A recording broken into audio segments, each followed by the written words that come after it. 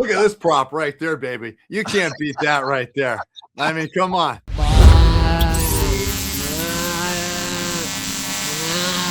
Before we begin, let's thank our great sponsors. And if you want information on how to become one, you can go to jasonbailey.com. Much love to Inspect All Pest Services, because bugs, termites, and critters, they don't belong in your house. Inspect All handles pest control, termite protection, and wildlife removal. Here's the number one reason to use them. One company that does it right the first time. Bonus, they also take care of insulation, pressure washing, and gutter maintenance all across Atlanta. Less calls, less stress, better results. InspectAllServices.com. If life makes you Google lawyer, call the Aurora Law Firm. Led by the Mad Dog, Manny Aurora, this Georgia-based team handles criminal defense, white-collar cases, DUI, expungements, and more. Nationwide. Number one reason to call the Mad Dog, they know the system and how to beat it. The Aurora Law Firm, because oops needs backup. TheAuroraLawFirm.com. Life gets heavy. Stress, work, relationships, all of it. That's where Ridgeline Counseling can help. Led by Dr. David Markwell and a team of 10 therapists, Ridgeline offers in-person sessions at 3 of his Georgia locations: East Cobb, Marietta, and McKaysville, or virtual visits wherever you're at and most comfortable with. Number one reason to choose Ridgeline, you don't have to do it alone. Ridgeline Counseling. Real help when you need it. MarkwellTherapy.com. Power goes out, not at your house, if you call Alternate Power Solutions. They're a family-owned Generac generator dealer, founded in 2012, handling sales, installation, service, and repair for home standby and portable generators across Georgia and Tennessee. Here's the number one reason to use them. You don't pay a dime until the job is done and you're 100% happy. Every customer gets an upgraded warranty, free monitoring with a service contract, flexible financing, and they actually keep generators and parts in stock, plus an A+ rating with the BBB. All you have to do is call 770-853-7571 or visit poweringgeorgia.com for a free home assessment. Use the discount code Bailey for $500 off your entire installation. Alternate Power Solutions, because losing power shouldn't mean losing your mind. Looking for the ultimate wellness boost? Meet a Live Ozone Therapy Spa. Central Florida's first and only ozone therapy spa. From ozone therapy to red light therapy, halo therapy, presso therapy, PEMF grounding mats, and even in-house ozone-infused products. A Live Ozone Therapy Spa's got everything to help you feel amazing, inside and out. Repair, rejuvenate, and restore your body. Here's the number one reason to try a Live Ozone Therapy Spa, because they combine cutting-edge therapies with natural holistic care. Go online to AliveOzoneTherapySpa.com. Use the discount code BS10 for 10% off your services and products. Live Ozone Therapy Spa, because feeling your best shouldn't be optional. Thanks to all of our sponsors. And with that being said, let's begin the show. The Vinyl Road Podcast, where music, stories, and rock history collide. Nothing's off limits. Drop the needle and take a ride down the vinyl road. Let's go. Yeah, there it is. It's episode 40. Yeah, the Vinyl Road Podcast, all on the BPX. That is the Bailey Podcast Exchange. 3 different shows, 5 days a week, one feed. All of your details, jasonbailey.com. And if you are not a subscriber to get all the shows, then you probably have a third nipple, and that's not cool. Nobody wants a third nipple. You might not know it, but it's there. So go to jasonbailey.com and do that. Plus all of your merch. You can get on jasonbailey.com if you want to be a sponsor and help the good cause, fight the good cause. Again, jasonbailey.com, all the socials there as well. All right. Thanks for being here. My name is Jason Bailey, and there is my newest co-host. That is my old friend, always friend, Ric Morris. Well, you knew me as Austin, Rick Austin. So yeah, it's going to be tough for me to call you Ric Morris. You still can. I still use Austin anyway, because everybody knew me as Rick Austin. So I still go with that occasionally. So as we, as the audience gets to know you, Brad, of course, he made a very nice post on the Vinyl Roadies Facebook page. So if you're kind of wondering what's going on, Brad stepped away from the podcast. Schedule just didn't match up. It happens. This is a passion project, and he's a rock star. I totally get it, but the time that I got with Brad, I cannot thank him enough. I still love him, always will love him, and he's going to pop in from time to time. And this podcast could have not gotten off the ground if it weren't for Brad and what he gave to us. So thank you very much for everything that he's done. And I love him to death, So we are going to continue with the Vinyl Road Podcast. And I reached out to Rick, because Rick and I go back to when I started my career in radio in the 90s. Rick, and I've always said this, and he blushes, was the best radio DJ. No. That 10 to 15 seconds in between songs, I've never heard, still to this day, a better radio DJ. And you were doing weekends, and I never understood why you weren't like the nighttime guy or the afternoon. Well, yeah, they had Just Plain Mark and Kid Cruz and things like that. They had full-time jocks. They didn't want me yet. So, it was fun. I mean, listen, I appreciate it. I really do, Jason. I mean, I had a lot of fun on radio. It was no doubt. It was one of my favorite times of my life. So, but that wasn't your end goal, was it? Or if you would have been offered a full-time job, you would have not taken, in which we'll get there. Right. Radio. I had two forks in the road in radio. I could have worked for 99X up in Atlanta at one point. Really? Yeah, but it was going to be a part-time job. And my wife just got married. I was having a hard time convincing my wife to go, yeah, let's move to Atlanta and I'll work part-time at, the station and hope. And they say that I would get the next full-time slot. And then, she had a job offer down in Orlando, and it just basically turned out that I came down to Orlando and did that. But my days in radio full time was, starting in college and then taking it into, I worked in a little town in Tifton, Georgia, which was brutal, and Tallahassee, and then in Orlando. And then when I got down to XL, I was hoping to get a full-time gig. I really was. I was trying hard, but just didn't pan out. So so Rick, and we'll explain all this to you guys watching, but Rick's resume is really cool, especially with the artists that he's worked with over his career in the record label business. But your first job after leaving radio, tell me if I'm wrong here, was Red Ant Records, correct? No, Priority. I had Priority Records. I was working West Coast label, where we had the West Side Connection. Got to do that, all that stuff. Little Cube, Ice Cube. There was some turf wars going on. You had the East Coast rappers versus the West Coast rappers. Had that battle going on. But they were starting a small alternative label within Priority Records. And we had bands like Magna Pop, the Rugburns, things like that. Very small collection. And I started working them. But the label was known mostly, they made most of their money was because they were the Singing Raisins album. They were that label that supported the Singing Raisins. And then back in the day when there was the best of 80s, every single disc and all that, and the best of the 90s, that's where the label really made a lot of money next to their West Side Connection and their other hip hop stuff. Okay, so hold on. This is fascinating because the first label that you worked for, and if you've seen the movie, about N.W.A, right, Straight Outta Compton, they're in the bowling alley after their gig, and the label guy comes in and they ask him, what other artists do you have on the label? And he says, the California Raisins. So that was your first gig working for that label? Yes, it was that. Yes, absolutely. That was Priority Records. Wow.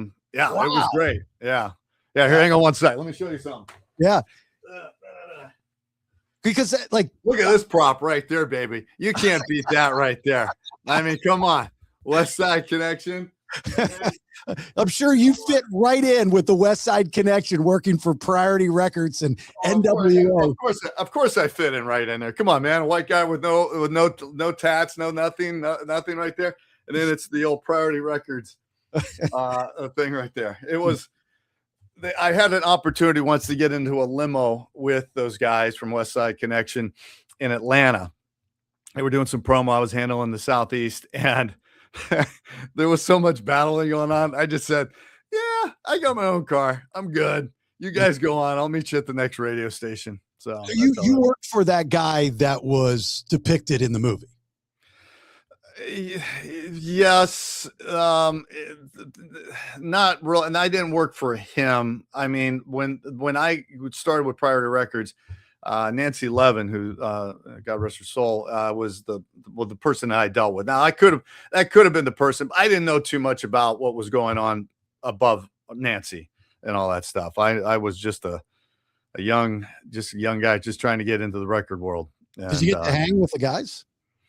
A little bit. I didn't hang much with them. Listen, I didn't have a lot in common. Let's just be honest. I wasn't going to try to. I don't like the fake things.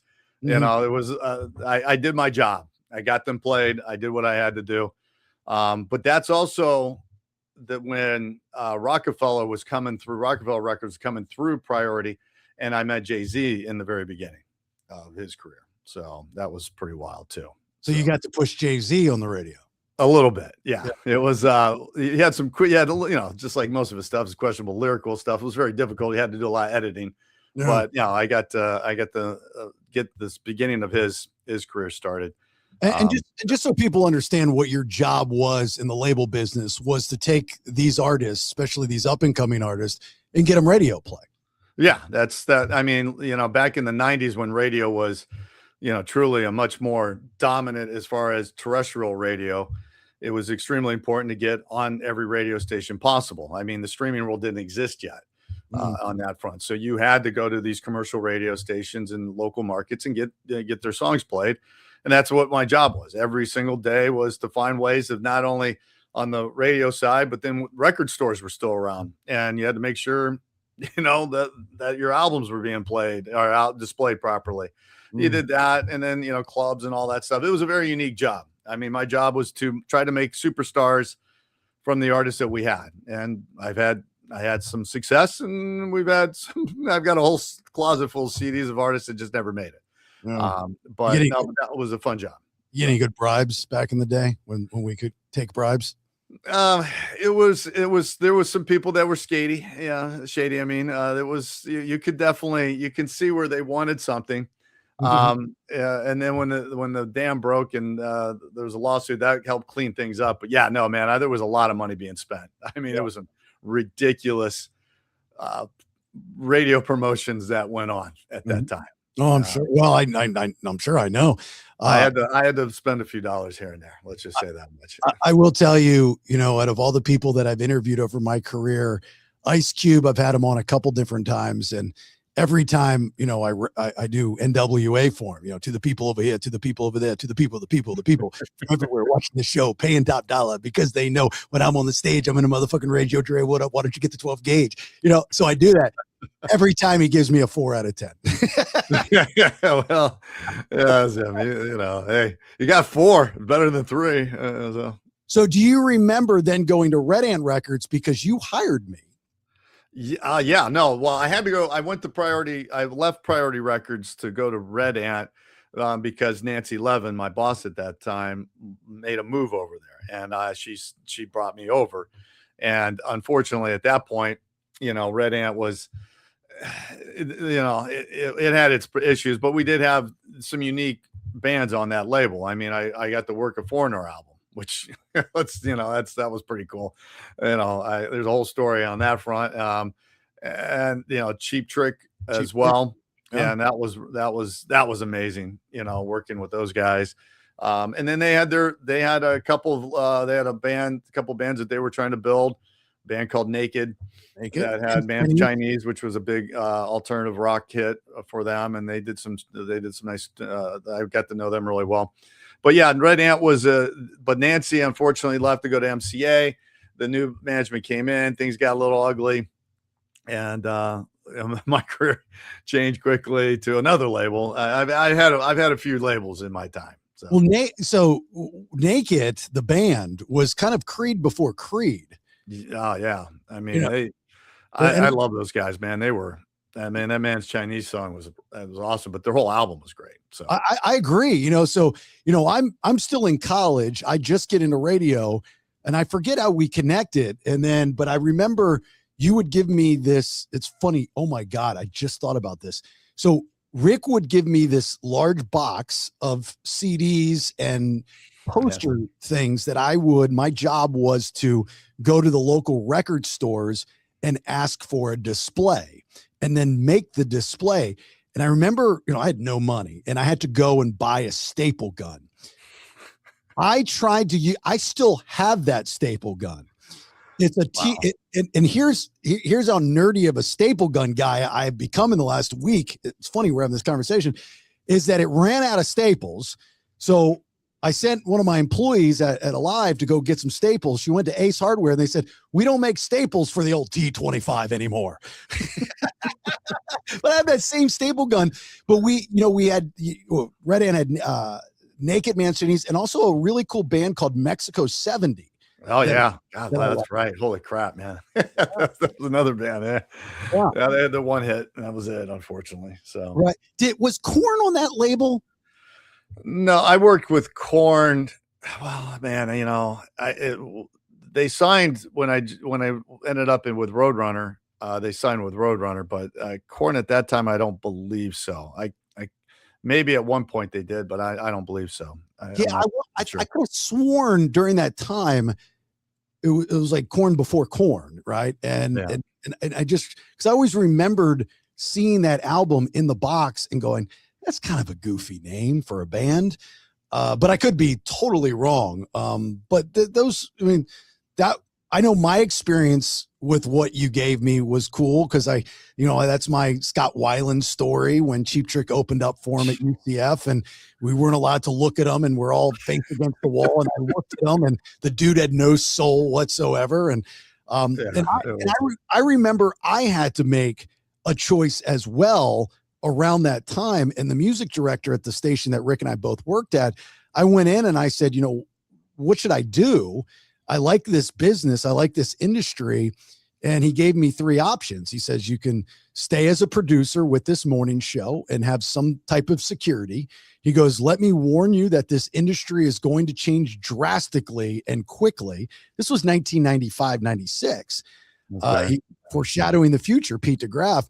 He goes, you can then, or you can become a jock on your own. And in those days, you would have to go to a small market like Tifton, Georgia or something in Tallahassee and pay your dues, which I didn't want to do.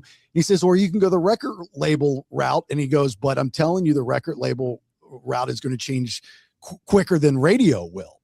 Yeah. And it did, unfortunately, because a lot of good radio guys like yourself are either doing other things now today after decades in the business, or, some of you guys have gone and started your own label and seen if that can work.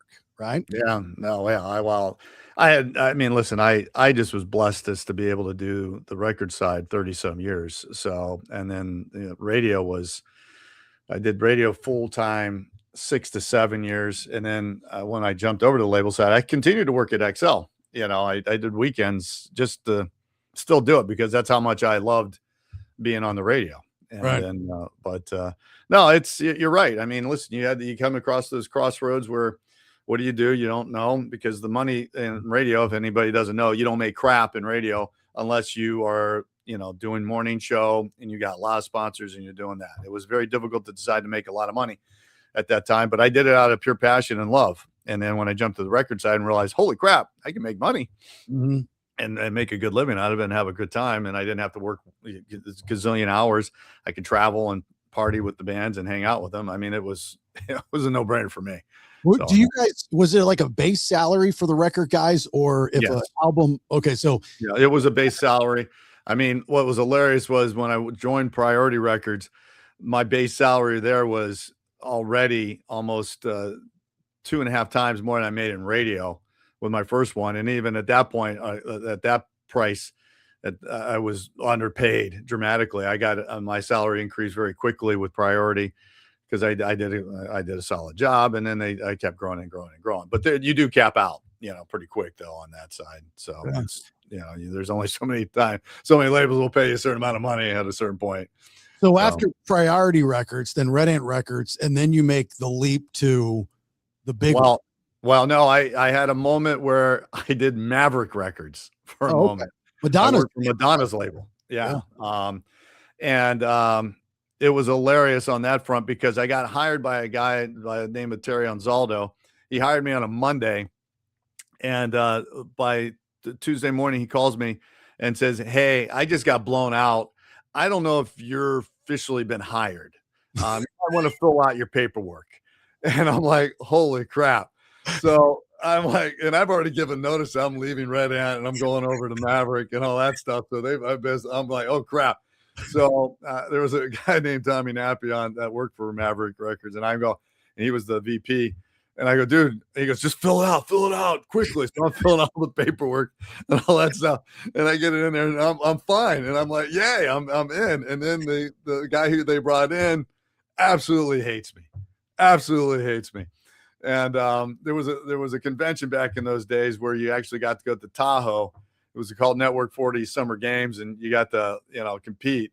So I was invited to go to that, and I thought everything was going along. And then literally I come back and I go to the Warren Music Conference in Dallas, and I'm thinking, man, things are great. And then literally the next day, I was there 2 months, and I was let go.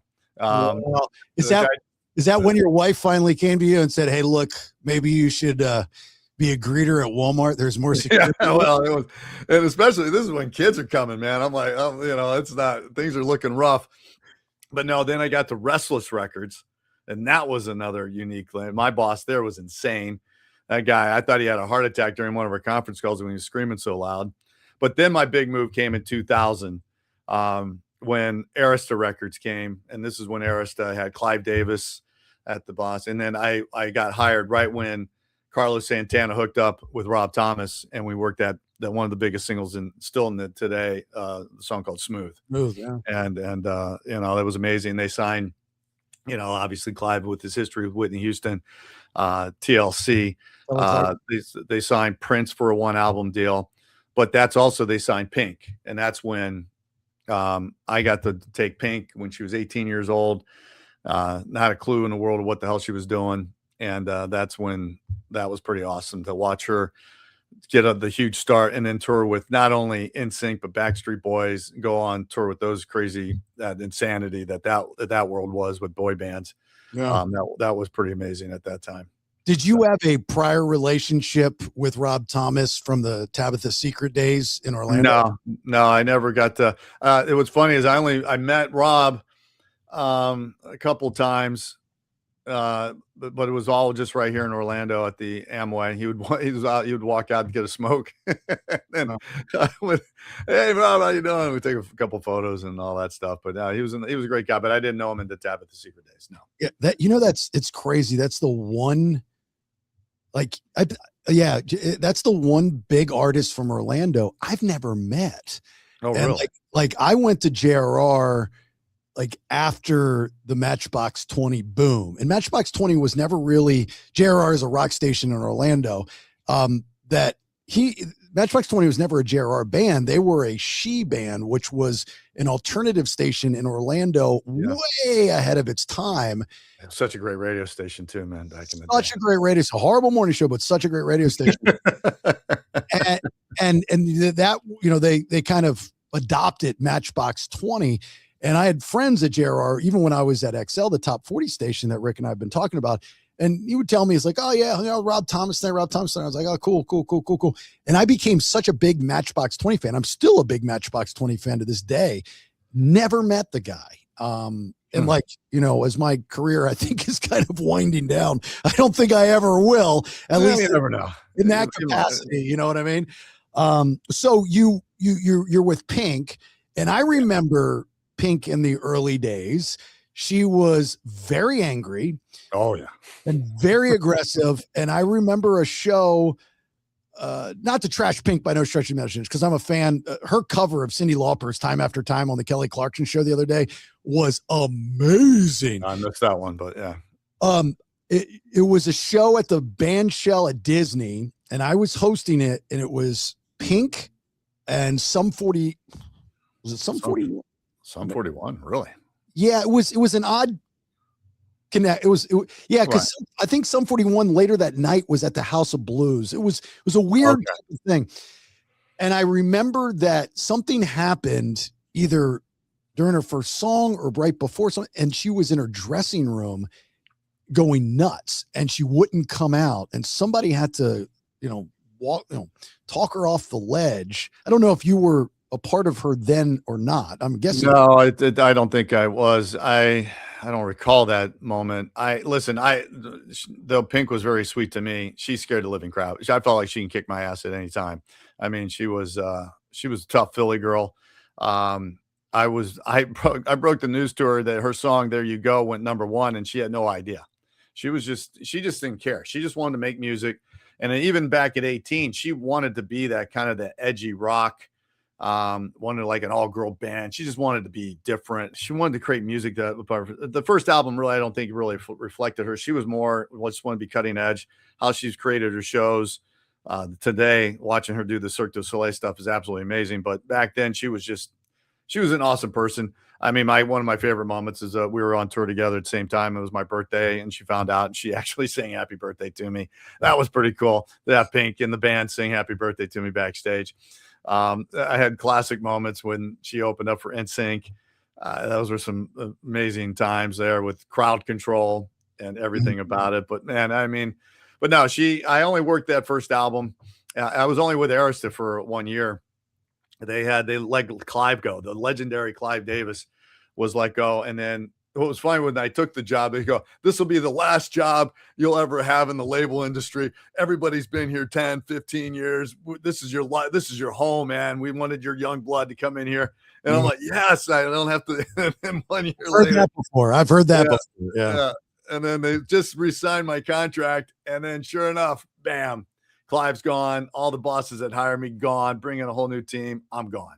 And it was just, and it kind of works like that in the label business, like a football team, right? You bring in a new coach. He wants all his coaches and his own people, right? Yeah. Oh yeah. I mean, but I was blessed. I had Capitol Records. Burt Baumgartner, at that time, who was the senior VP, he wanted me over at Maverick. He was trying to recruit me earlier, and then he jumped over to Capitol, and I went over to Capitol Records. And then that's, Capitol, got to start off with Coldplay. And that was pretty awesome getting them going. But working with legendary, I got to hang out with Beastie Boys and Radiohead. I got 20 rows close to Paul McCartney. That's about as close as I could get with. When you were with Arista, that was at the beginning of Shinedown's career too, right? Yeah, but Shinedown was with Atlantic at that time. Oh, Atlantic, that's right. Yeah.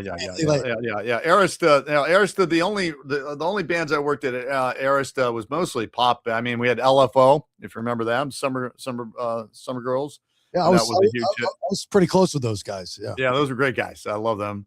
I was when I was younger, looking like I could fit in the band actually at that time. I would live vicariously. So Rich Cronin, rest in peace. His brother Mike ended up working for Transcon, and so when Rich was out on the road, Mike and I would go downtown Orlando and hang out and drink and Friday nights and stuff and whatnot.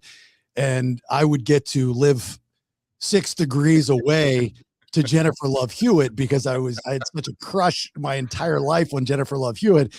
And Rich and Jennifer dated for a while. Girl on TV, that video is all about her. And so, I'm out with Mike and occasionally, Rich would pop around and stuff. Orlando was their home. Right. And then, it's just, you see those 3 guys and now there's one left. And it's like tough, man. Way too young for that all to happen. It's just, it was a different time then, I know we talk a lot about rock and roll, especially when Brad was on. But in the pop world, you have to understand, for those that are watching, is like that, end of the 90s, into the 2000s, that was the world. That it was pop driven. Rock was not much of a thing at that, for those couple years. And the rock that did exist was kind of pop rocky. It was the Third Eye Blinds. It was the Matchbox 20s. It was those types of bands, the Sugar Rays. It was those types of bands.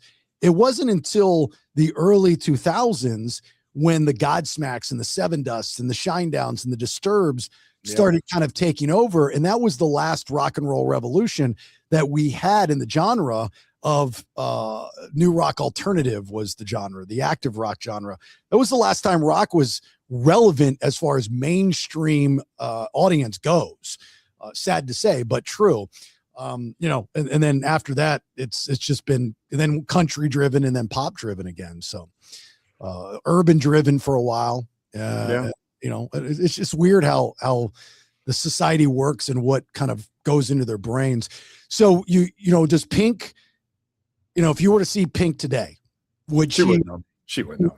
So, yeah, that's But why I could, if I had a chance to sit down and tell her who I was and try to relive some of those memories, she might be able to remember some of it, what we did and so forth. I don't think Pink would, you know, I've got to work with Kelly Clarkson. I think I could, I can talk about her. So, I love yeah. Kelly Clarkson. Yeah, she's just so natural and cool. I mean, she really is. She's that. But yeah, I mean, the Arista days. I mean, I got to meet Prince. That was one of my heroes. I just love the guy. I mean, music wise, I just loved his music, and to meet him was pretty awesome. It was one of the first few times I've been not able to speak properly, not be able to communicate. I'm a big fan. Yeah, big fan. Yeah, raspberry dad. We're bad. Yeah, so it wasn't completely embarrassing, but yeah, it wasn't my final moment. But so do these artists, and there's a slew of others, as you can see behind Rick, of all the gold and the platinum records that he has on his wall. But do these artists down the road say, always remember you and thank you? Like there's label guys that get credit for launching bands. You and I both share a relationship or acquaintance with Steve Robertson, Steve-O, and he gets the credit for launching Shinedown on the label side, also Collective Soul. There's a lot of people that want to take credit for it, me included, from the radio side of things, but that's just what we do. But he, from the label side, was the guy that made them the radio darling band. And it started with me in Orlando at JRR, but he's credited for it. Are you credited for any of the artists that say, if it weren't for Ric Morris, then we would have never gotten that kind of radio play? Well, there's one band that's special to me. That's 21 Pilots. And it wasn't because it was just me.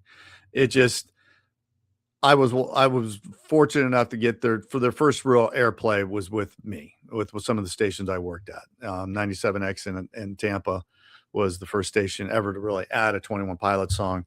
And so it was, Holding On to You was the first one they played. And then the first festivals they ever did was in Florida. So the band had a really special connection, though they're from Columbus, Ohio, but their second home really was for a while there, Florida. And they really just created this vibe. And I championed them the first time I ever saw them, which was at the House of Blues opening up. I think it was Neon Trees at the House of Blues on a Sunday. My boss had said, "Hey, we just signed this band. I need you to go down and check these guys out. They're opening up." And I know I had a family event that day, and I was like, "Oh, geez, all right." So I drove down to the House of Blues and I say hi, and I go in, and the place is packed, completely packed inside. And I got this vibe that people were going, they were talking about the opening band. And I go, why is everybody talking about 21 Pilots? And sure enough, man, they come on and they blow the house down. I mean, they just literally it just was crazy vibes at that point. And then I meet them. They didn't even even though I knew the people, the security at House of Blues to go upstairs, they went ahead and just, we met outside. And I just said, guys, that was one of the best shows I've ever seen, an opening band, let alone just a band, watch you two perform. So at that point, I knew there was something special there. And to see that they just released the movie a few weeks ago with their show in Mexico City in front of 65,000 people, and got to be on IMAX at a local theater with that. Just makes me, it's hard to believe that in 2012, I saw them there. And now, 14 years later now, they're just, it's insane how big they are. And how does it work with some of these artists that, most people always think, especially in the industry, you're like, your first album you put out, if there's success, that's great. You really don't get paid off on it. That money goes back to the label and everything they invested in you. Your sophomore album's really the album that is going to tell the tale. And if you have success from your first album, then you have a lot more, at least a little bit more creative control over the second album. And we saw that with Kelly Clarkson and Shine Away from Clive Davis, where they wanted her to be a certain artist after her first very poppy album, and she went and did her own thing. And, you know, unbeknownst to the powers that be, she crushed it, right? She proved everyone wrong.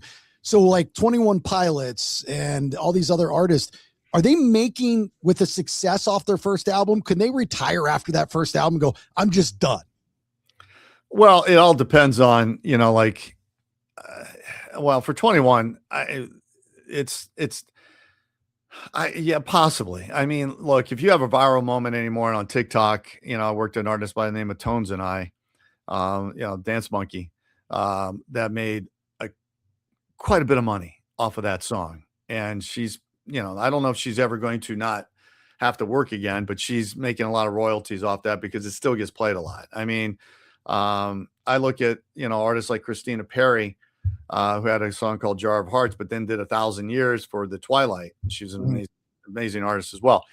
I don't think she has to work ever again because 1,000 Years, because Twilight gets played so freaking much. And every time Twilight comes up, her streaming still goes up. But for 21 Pilots, their first album, I don't know if necessarily if they just thought they wrapped up the first album and that was it, and they just toured off that, they might, but they now can easily never have to do another thing in their life. They could simply, we're done. Yeah. And they make enough money the rest of their lives. So because these rock bands, even with their success and whatever money they make, they're not like one and done or even two and done.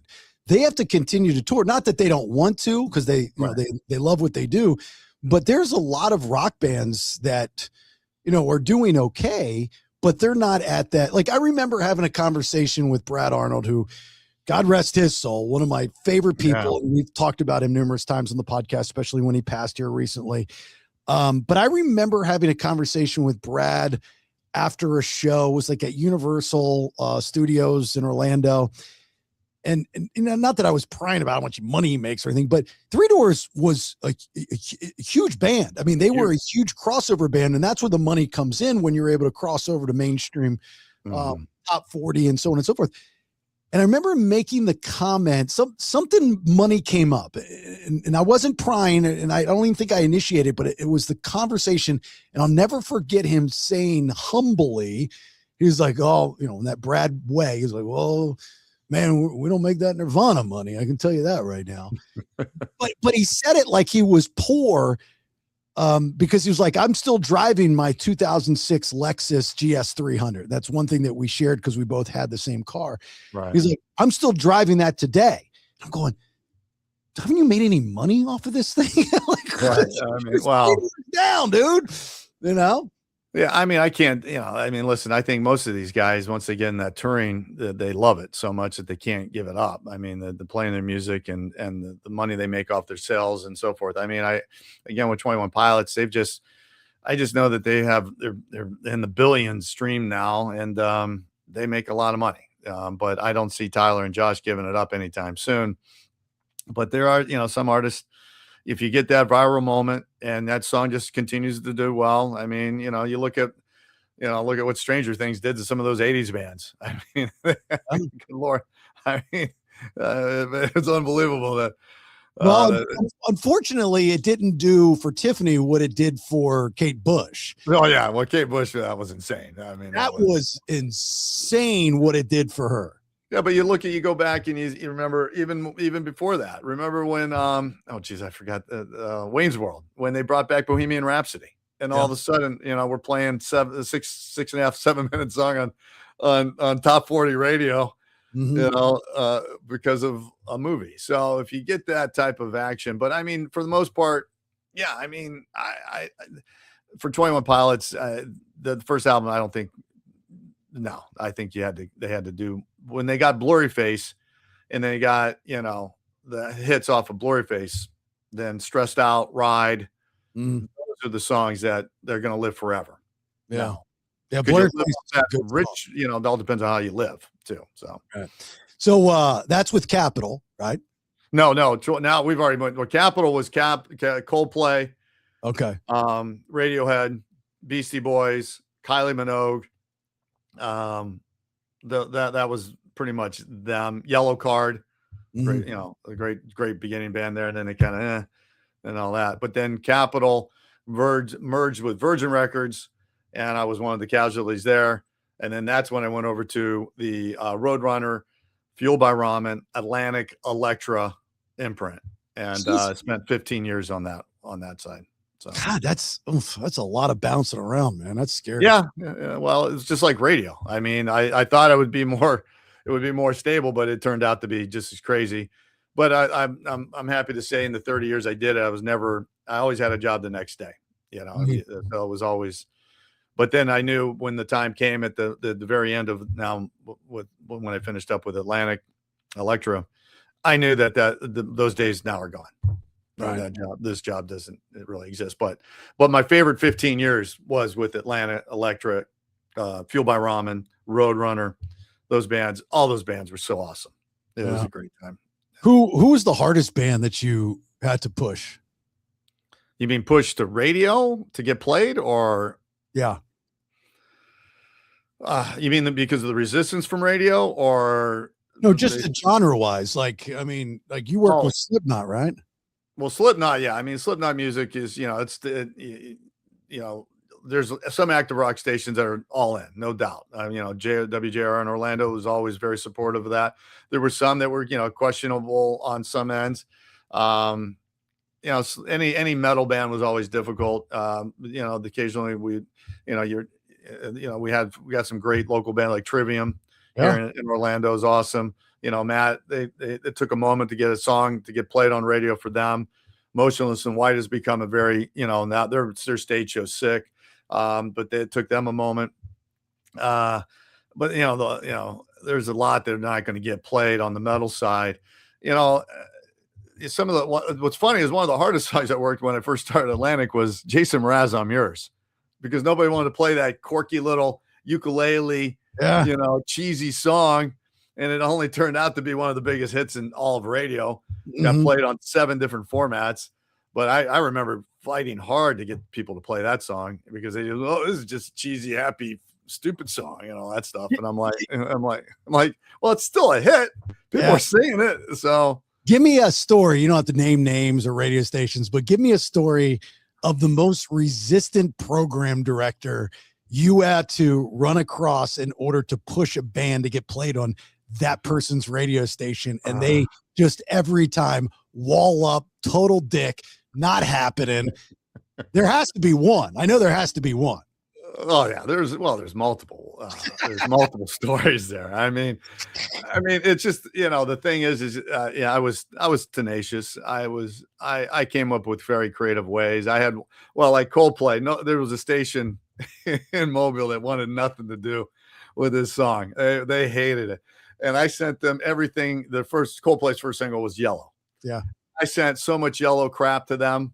And then, I mean, over and over again, and then I brought in a cake, with just a yellow cake and all that. And I dared them to play the song and let the listeners decide. And they finally caved in because the listeners all caved in on me. It was a funny moment there.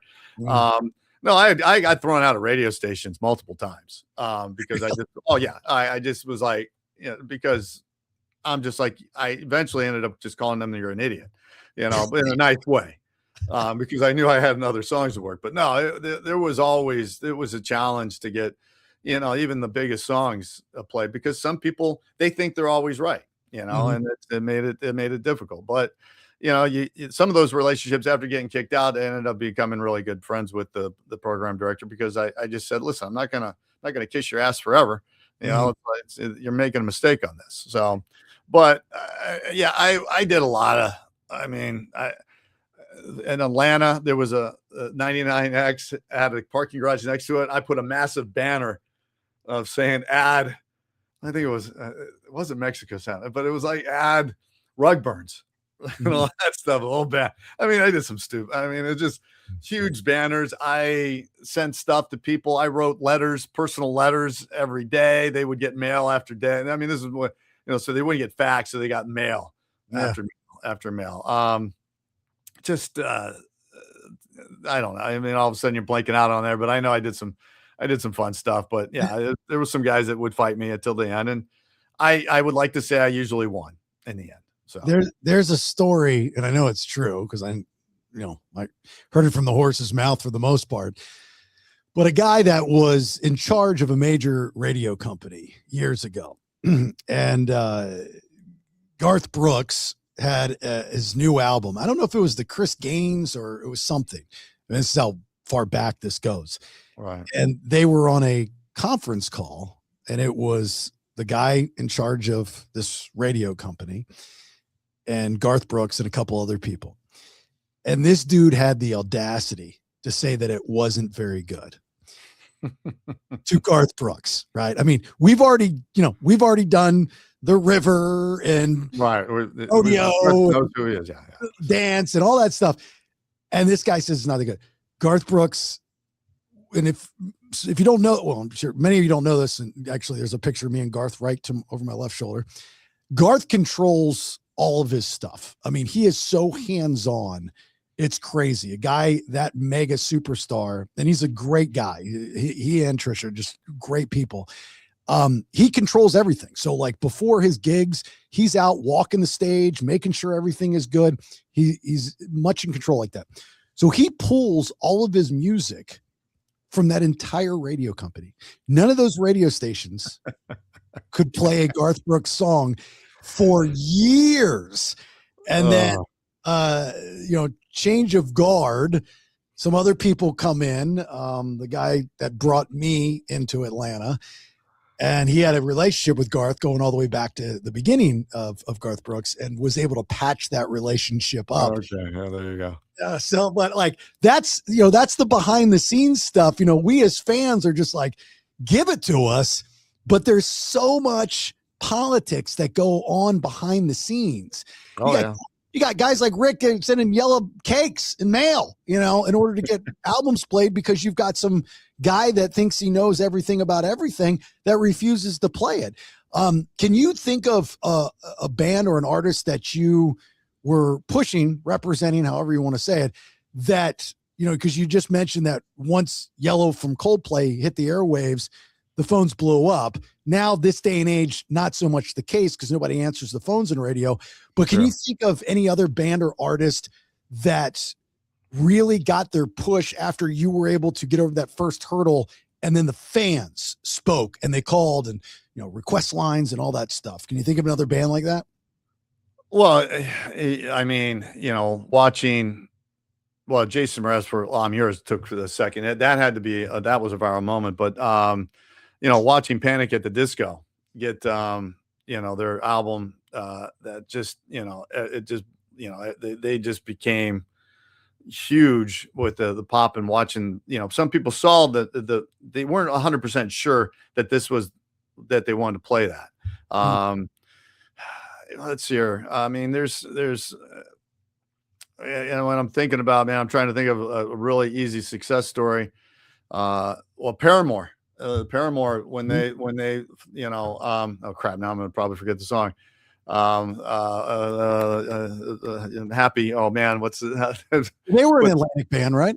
Right. Atlantic band, Fueled by Ramen. I mean, Fueled by Ramen, all the artists there was some of my favorite bands, but watching that, the people were hesitant whether or not to play that because they were kind of alternative. But then on the pop side, and then it blew up, and then all of a sudden, then they added it over and over again. Same thing with 21 Pilots. They were an alternative band, and then once Blurry Face came up, it was automatic for radio, top 40 radio, to do that. And as you pointed out, when you don't cross over, if you stay in one lane, you really are limiting yourself. But when the artists are able to get in multi formats, that's when they really make their money. And that's when 21 Pilots, all of a sudden, not only alternative, but top 40, even active rock airplay, got some airplay on that.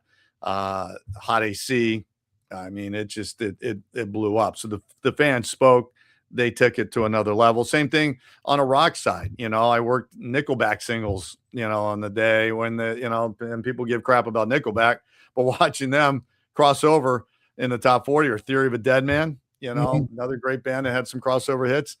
The fans speak out, and then they help the program directors figure out, okay, I'm overthinking this, let's play this, it just goes from there. one of the best answers that I've ever gotten from a guest was from Chad Kruger. That's how you pronounce his last name, Kruger. And I asked him, I said, look, your new band. I remember going back to Silver Side Up, hanging out in the VIP at House of Blues when you guys first, hit the scene. And then you're these mega superstars, and then you take a hiatus for the most part. And now you come back, but you guys have gotten the Backstreet Boys treatment, right? Where for some reason there's this hate for Nickelback. And I know I'm not the first person to bring this up or ask you about it, but for my audience, what's your answer to years of backlash on Nickelback for no reason, no explanation? And his response was, it's your fault.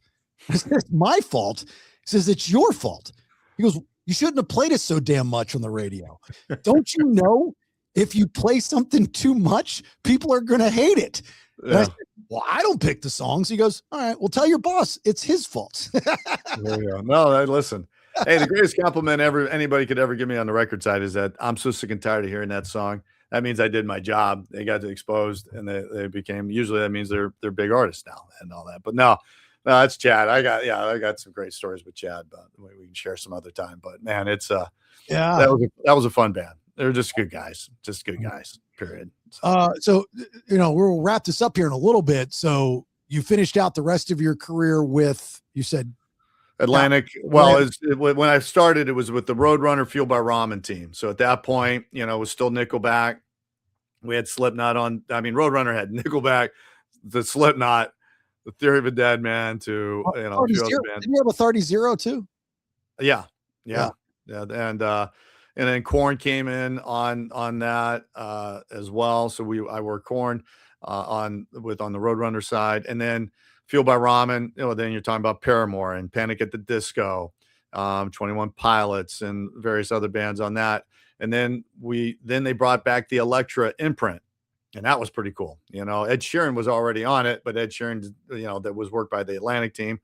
But the Elektra coming back, bringing back the heritage of Elektra. So, had a lot of bands within that world. And then they officially just combined Atlantic and Elektra together for the most part. And we just shared, but yeah, that was, it was an amazing run with all the bands there from, when Shinedown actually worked in an album with, went to our side on the Elektra side to have an album work with them. So that's how I got to start working with Shinedown. That was really cool. But no, there was, a gazillion artists in there from 303 to Young the Giant to Saint Motel, and then I worked Wiz Khalifa, which was always entertaining because he was signed. He was on the Atlantic side, but they would give us some artists, and same thing with Kelly Clarkson.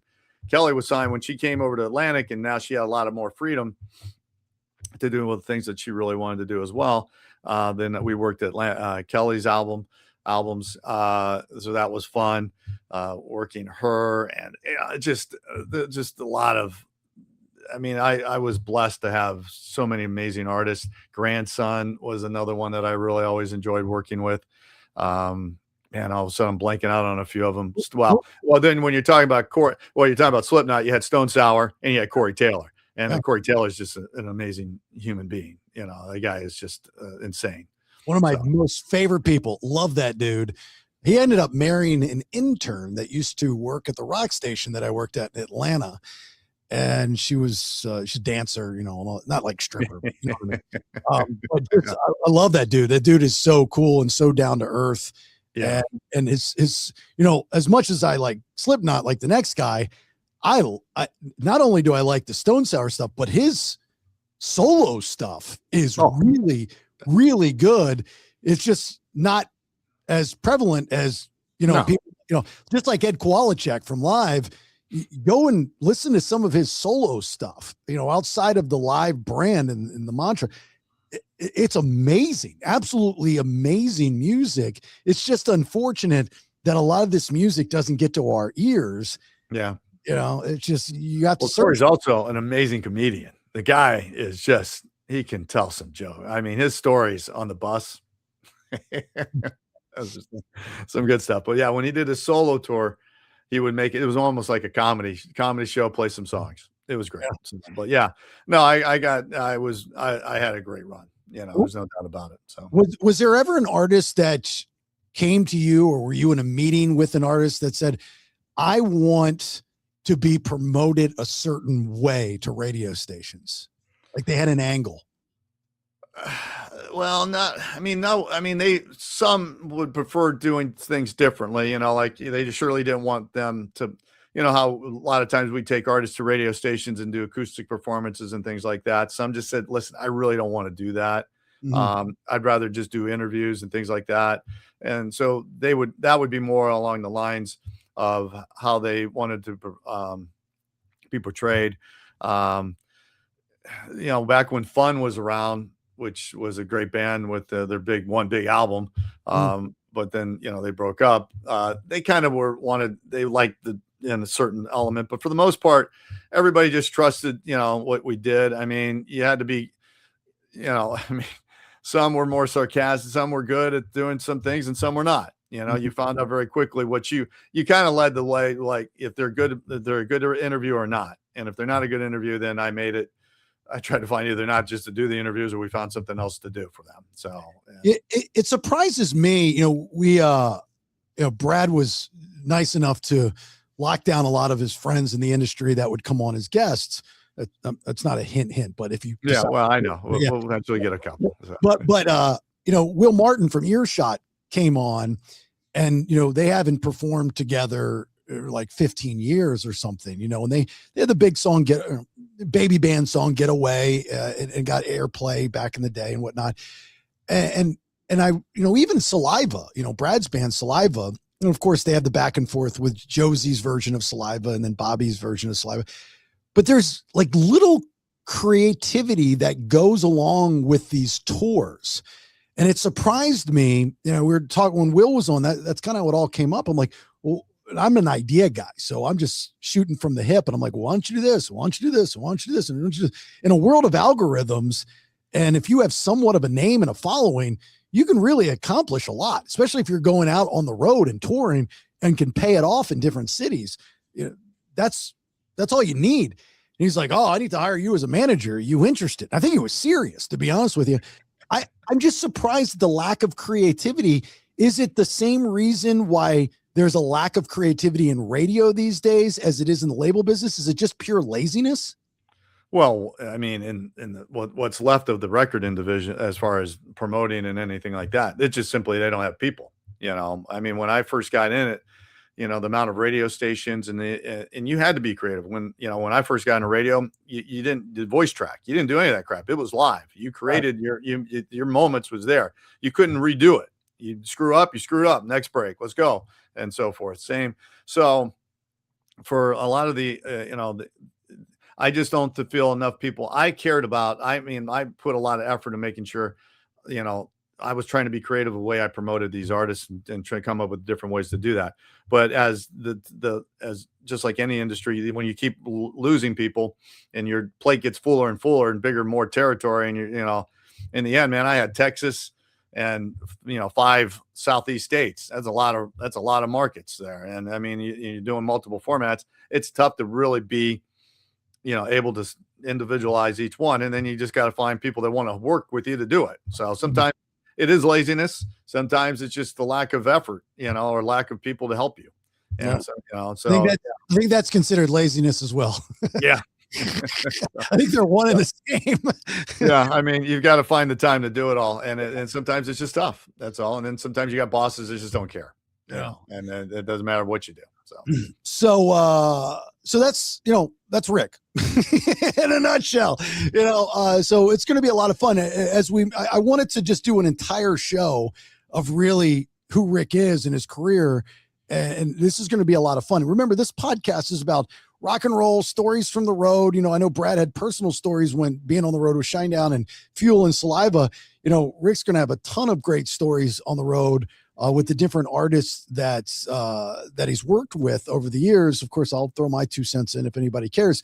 But we'll be topical as we've always been, the Rock Hall of Fame and all this other different stuff. So I just wanted to do an entire episode so everybody gets to know Rick and who he is, because this is going to be a lot of fun. I mean, you're just all kinds of knowledge in the industry. And I've got a million questions still, even being in the industry, but not on the record side of things. I still got questions that I'll be able to juice out of you, which will be good. And of course, we want you to follow us on social media, and you can get all that stuff on jasonbailey.com. There's an Instagram for the Vinyl Road podcast on Instagram. And then there's that group, the Vinyl Roadies, that I think Kim runs it for the most part. She messaged me the other day and is excited, for the show to move on, and she wants to help out. And she's got some people that she knows that she was like, hey, if you're interested, I'll give them your information. I'm like, cool. So love the participation. Listen to all the shows throughout the week. Reach out to us. I will put Ric's. You want me to put your social media? What do you want? How do you want people, if they want to reach out to you? What do you want them to do? Yeah, I mean, listen, I can put them on my, we can give out my Facebook and Instagram page, and that's fine too. I mean, it's a little bit less exciting than it once was when I was doing stuff, but it's life changes. It's a part of it's what I do now. So yeah, we can do that. And then, they can connect that way. Okay, cool. Excellent. All right. jasonbailey.com for all of your information. We always end each show. I always say, do you have anything before we get out? And you can speak your piece, make it quick, and whatever you got to say. So Ric, you got anything before we get out?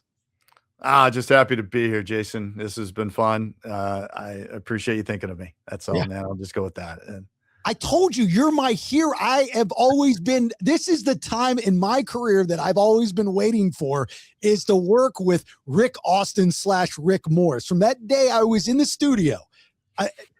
Here's the thing. I'm the weirdo. Ben Badger, who does the BS podcast with me, he says it's a me thing. I remember everything. And I embrace it like it happened yesterday. Everyone else forgets all this shit. And it's the craziest thing in the world that I remember these things. And I'm like, oh my God, that was a special moment. Like when I saw you doing radio that day, how many times have we run into each other over the decades? And I always bring that up, right? No, when we did the battle that our rock judging the bands the other couple years ago, it was like, hey, you forgot. I guarantee you don't remember that day unless I bring it up. Well, you bring it up. I mean, listen, I'm just happy I had an impact on somebody. That's all that matters. So isn't that crazy how that works? Absolutely crazy. All right, look, have yourself a great rest of your day. Appreciate the support. Again, make sure you subscribe to get all the episodes. jasonbailey.com. If you're going to be doing some drinking, I understand. I get it. You've had too much. Please don't get behind the wheel of a car. I've lost way too many friends like that. Do not want to see that happen to you. Ensure the shit don't be posted on social media, or you'll lose a lot of friends like that too. All right. We'll talk to you soon. Bye. The Vinyl Road Podcast, where music, stories, and rock history collide. Nothing's off limits. Thanks for hanging out with us. 3 different shows, 5 days a week, 1 feed, details, and to subscribe, jasonbailey.com.